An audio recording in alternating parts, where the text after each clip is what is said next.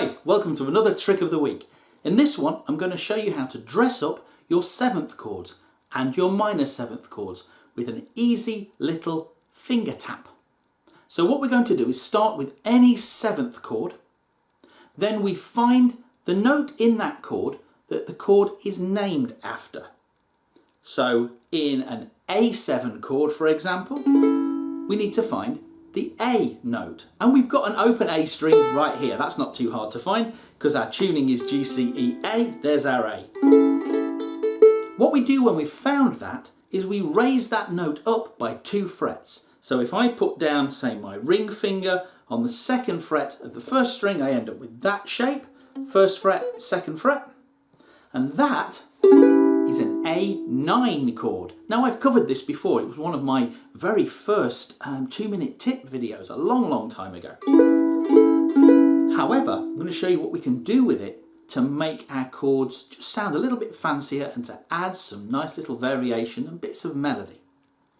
If you have an A7 chord, that note there is a nice one to add or to take off. So for example, instead of just going, I could go.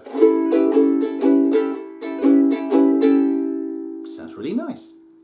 Let's find it on some other 7th chords. So how about C7? There's our C7. We need to find a C. Oh, it's an open string again. We've got an open C string, our 3rd string. There. We raise that one up 2 frets and we have a C9. It's a nice sounding chord. And now we can have a bit of variation, but this time it's not on our 1st string, it's on our 3rd string. Okay, let's try another one. This one's a bit trickier. I'll show you a way around it. G7. Right, we need to find our G. It's our open G string, another open string, that's handy. The only thing is that's really not very easy to fret at the 2nd fret whilst we're holding that G7 chord down. Well, you could, I suppose, put your 2nd finger over 2 strings, but that's not a very easy way of quickly adding and removing a note. So what I would suggest is that you lose the index finger and you play your G7 using your 2nd, 3rd and 4th fingers, and this is good practice anyway for when we come to doing shapes further up the neck. So there's my G7, but with these 3 fingers and not this 1st finger here. And then I'm going to use my 1st finger to reach across to hold down the 2nd fret. Now, I wouldn't recommend you playing a G9 like that if you were going to strum that chord. But if you just want a quick addition of that note and to do the thing I'm going to show you in a moment, this fingering works quite well. So there's my G7. It's a bit of a nasty stretch, but it might help when we do this next thing. Before we move on to the next thing though, let's just look at some chords that we haven't had yet that we can form using the same shapes as ones we have had. So if we wanted to do D7, well, that D7 is exactly the same shape as a C7.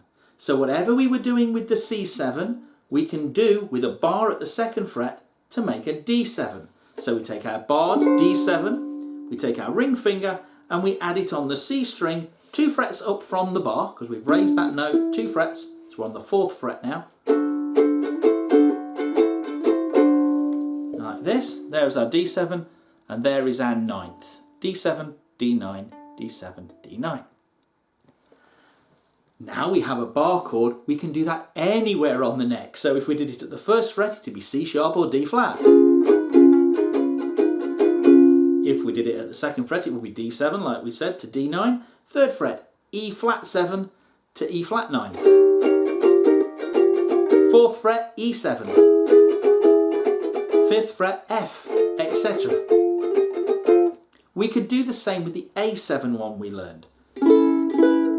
Because if we move A7 up 1 fret, so I'll play the A7 with that finger, slide it up and put down a bar, I've got B flat 7. And now I would take my ring finger and raise up the 1st string by 2 frets. It's already being held at the 1st, so I'm now raising it up to the 3rd fret with my ring finger. And I get this. And I can do it at the 2nd fret and it will be a B7 to B9.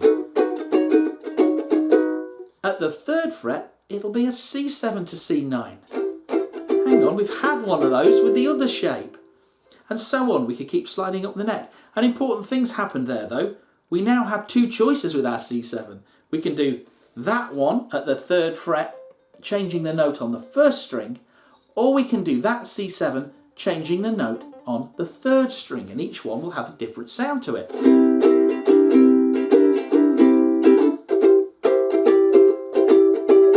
Same thing musically, but one of them we have this top note moving, which is more like a melody, and the other one we have a note lower down within the chord moving.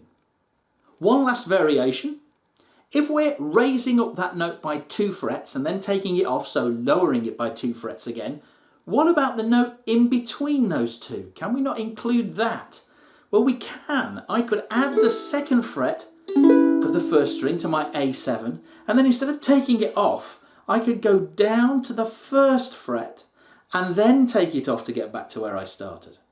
I would have A7, A9, this one will be an A7 flat 9, and this will be back to our A7.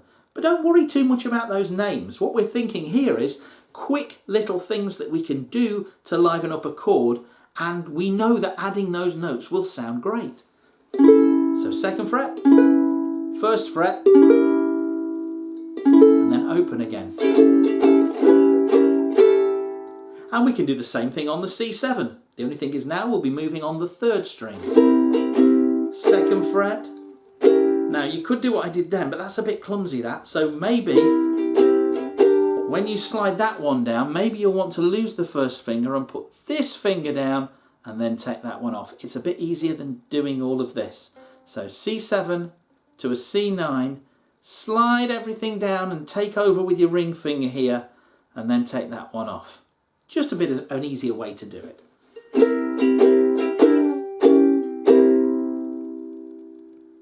And of course, if you can go down, you can go up. These things are really good when you're playing jazzy tunes that you just want to add some little twists to, some little fills in between vocal lines. You'll find these notes crop up a lot in chord melody pieces. I like to use this one if I get to the end of a verse and there's a little bit of a pause before the chorus kicks in and I really want to milk it. So I could do something like this. I'm going to be playing an intro verse that ends on an A7 and hangs there, and then the chorus maybe starts on a D. And I just want to milk that little pause. I could do this. That's an E7, and that's on my A7. And then I can go into the chorus.